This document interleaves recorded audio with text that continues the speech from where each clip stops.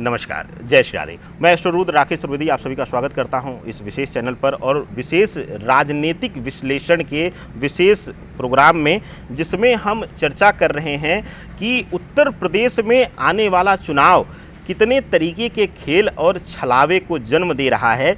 यह जनता के साथ साथ एक ज्योतिषी होने के नाते मैं ज़्यादा बेहतर तरीके से समझ पा रहा हूं और वही ज्योतिषीय विचार, यह मेरे व्यक्तिगत विचार के साथ साथ ज्योतिषीय गणनाओं पर आधारित है। इसको कोई किसी पार्टी विशेष या मैं भक्त नहीं हूँ। मैं सबसे पहले बता दूं कि मैं वर्तमान समय में यूपी सरकार के सबसे बड़े विरोधियों में से एक हूँ, तो मुझे कोई सत्ता भक्त ना समझे। इसलिए सिर्फ मैं एक ज्योतिषी के रूप में, एक ज्योतिषाचार्य के रूप में यह भविष्यवाणी कर रहा हूँ। आज जो मेरा विषय है यदुवंश, जिसको लोग अक्सर आपने देखा होगा, खास करके पश्चिमी उत्तर प्रदेश में गाड़ियों के पीछे भी लोगों ने लगा रखा है, लिख रखा है यदुवंशी हैं हम, सपा का लोगो।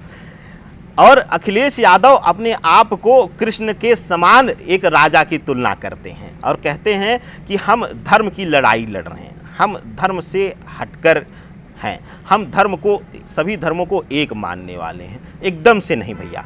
ज्योतिषीय गणना कहती है कि आप व्यक्तिगत और पारिवारिक लाभ के अन्यत्र आपने कभी कुछ सोचा ही नहीं, ना तो आपके पिता ने ना आपने। आपकी कुंडली आपके पिता से भी हटकर है। आप और ज़्यादा स्वावलंबी हैं, अपने लाभ को लेकर जीने वाले हैं। आप अपनी हानि जहां होगी वहां आप जाना ही नहीं चाहते हैं और यही जगहों पर आपकी राजनीतिक सोच को विनाश की तरफ अब राजनीति में ले जा रहा है। देखिए, हम कटाक्ष जातिगत नहीं कर रहे हैं, हम सबके आराध्य भगवान श्री कृष्ण को प्रणाम करके एक उदाहरण दे रहे हैं भगवत गीता का, कि वहाँ पर उन्होंने माना है कि जब वह एकदम से अंतिम चरण में थे उस युग के, द्वापर युग के, तो वहाँ पर उन्होंने माना कि वह राज सत्ता के मद में आकर, और क्योंकि परिवार और कुटुंब इतना बढ़ गया था, विस्तार आ चुका था कि उस समय धरा पर उनसे शक्तिशाली कोई था नहीं और सभी लोग उस समय तक उनको ईश्वर मान चुके थे। जिन लोगों के भ्रम था वह भी उनके सामने नतमस्तक हो चुके थे। तो उस समय उन्होंने माना कि उनके कुल के लोग, यहाँ पर उनके विषय में नहीं बात आती है, वह ईश्वर के 16 कलाओं में माहिर थे तो उनको हर चीज़ का विवेक था। तो लेकिन वहाँ पे उन्होंने स्वयं कहा है कि मेरे कुल के लोग, यदुवंश में जन्मे लोग, गलत दिशा में सत्ता के मद में आकर, लोभ काम वासना के वश में आकर वहाँ पर कहीं न कहीं दुराचारी हो गए और उस कारण से द्वारका का विनाश या पतन कह लें हुआ।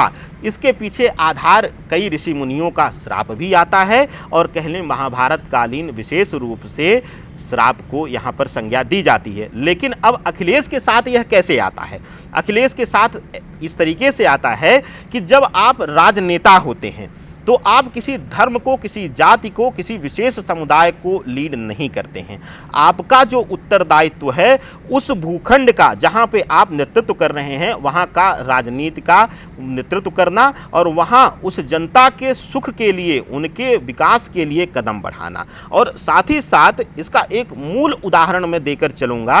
अभी जल्दी ही एक बहुत बड़ी राजनीतिक हलचल हुई। हमने भविष्यवाणी भी की थी एक धर्म ज्ञान विशेष चैनल पर कि वहाँ पर हमने कहा था कि कुछ बड़े राजनेताओं का यहाँ पर लॉस होगा। तो उसमें कल्याण जी का देहांत हुआ और सभी विरोधी नेता भी जाकर वहाँ पे नतमस्तक हुए।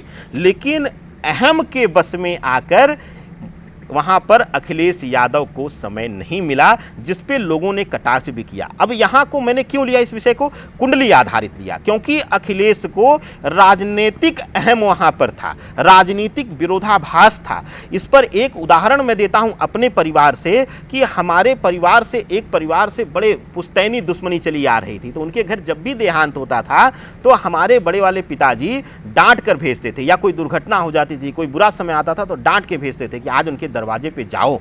तो वहाँ पर हमें सीख मिली कि शुभ समय पे बुलाने पे जाइए, लेकिन अगर कुछ भी ऐसा हुआ है जहां परिवार को या उस व्यक्ति को सांत्वना की ज़रूरत है, साथ की ज़रूरत है, तो वहां बिना पूछे अगर वहां कोई दुत्कारता भी है तो आप कदम, और आप तो राजनेता हैं। राजनेता को ईश्वर का वह प्रतिनिधि माना जाता है जो ईश्वर के दिए गए उत्तरदायित्वों को पूरा करता है, निर्वहन करता है। लेकिन आप तो उस उत्तरदायित्व से ही भाग गए और आप छलावा करते हैं कि आप यदुवंशी हैं, आप कृष्ण के वंशज होने का दावा करते हैं।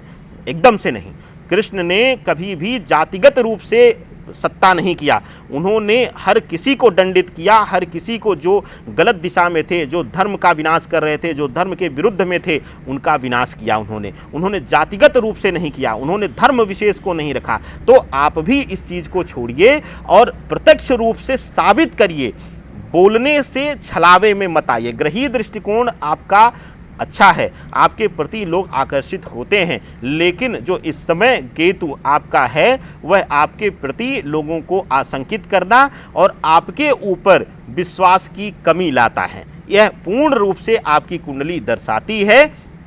और इस प्रभाव में, केतु के प्रभाव में, और साथ ही साथ जो गुरु और मंगल की स्थिति आपकी कुंडली में है, वह आपके स्वयं के अंदर आत्मबल की कमी कर देता है अखिलेश यादव जी।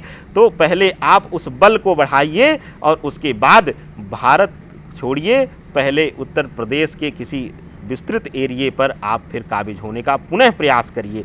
एक बार सत्ता, लोभ मिल जाना, सुख मिल जाना, वह नहीं दर्शाता है कि आप उसके पूर्ण काबिल हैं। अब आपको साबित करना पड़ेगा। ठीक है, आपकी कुछ कार्य योजनाओं का अब उद्घाटन हो रहा है, आप उसका विरोध कर रहे हैं, लेकिन आप जनता के साथ छलावा भी कर रहे हैं, जो कि आपका छली नेचर जो है वह दर्शाता है। और आपकी कुंडली अति की छली कुंडली है और आपने वह प्रमाणित भी किया है। और आप स्वयं अपने पत्नी के भी शायद विश्वासपूर्ण नहीं हो सकते हैं, माता पिता के तो छोड़ ही दीजिए।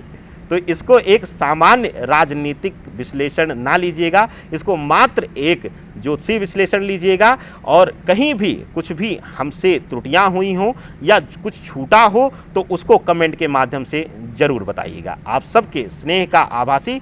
नमस्कार। राकेश।